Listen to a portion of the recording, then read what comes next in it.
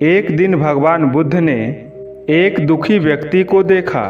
व्यक्ति बुद्ध के चरणों में गिरकर अपने दुख दूर करने का उपाय जानना चाहता था। गौतम बुद्ध ने उस व्यक्ति को अपने पास बैठाया और बोला, तुम व्यर्थ में चिंतित हो रहे हो। सुख दुख हमेशा नहीं रहते। मैं तुम्हें एक कथा सुनाता हूँ, ध्यान से सुनो। किसी नगर में एक सेठ रहता था। उसके दरवाजे पर जो भी आता था वह उसे खाली हाथ नहीं जाने देता था और दिल खोलकर उसकी मदद करता था। एक दिन उसके यहाँ एक आदमी आया।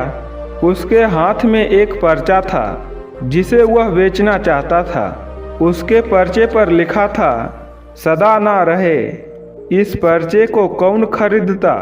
लेकिन सेठ ने उसे तत्काल खरीद लिया और अपने पगड़ी के एक छोर में बांध लिया।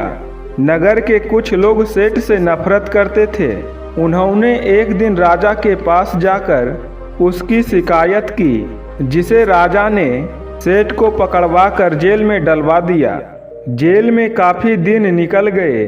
सेठ बहुत दुखी था, क्या करें? उसे कुछ समझ में नहीं आ रहा था। एक दिन अचानक सेठ के हाथ पगड़ी की गांठ पर पड़ गया। उसने गांठ को खोलकर पर्चा निकाला और उसे पढ़ा। पढ़ते ही उसके आंखें खुल गई।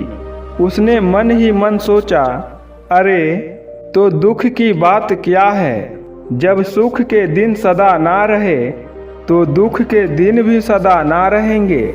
इस विचार के आते ही वह जोर से हंस पड़ा और बहुत देर तक हंसता रहा।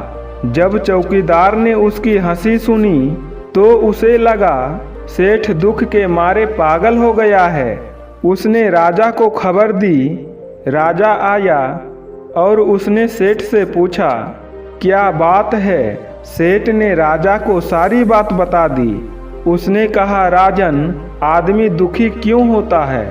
सुख दुख के दिन तो सदा बदलते रहते हैं। सुख और दुख तो जीवन के दो पहलू हैं। यदि आज सुख है तो हो सकता है कल हमें दुख का मुंह देखना पड़े। यह सुनकर राजा प्रसन्न हो गया। उसने सेठ को जेल से निकलवाकर उसे घर भेजवा दिया। सेठ आनंद से रहने लगा क्योंकि उसे ज्ञात हो गया कि सुख के साथ साथ दुख के दिन भी सदा नहीं रहती। बुद्ध से यह कथा सुनकर उस व्यक्ति के मन का बोझ हल्का हो गया। उसने भगवान बुद्ध का आशीर्वाद लिया और खुशी खुशी अपने घर की ओर चल पड़ा।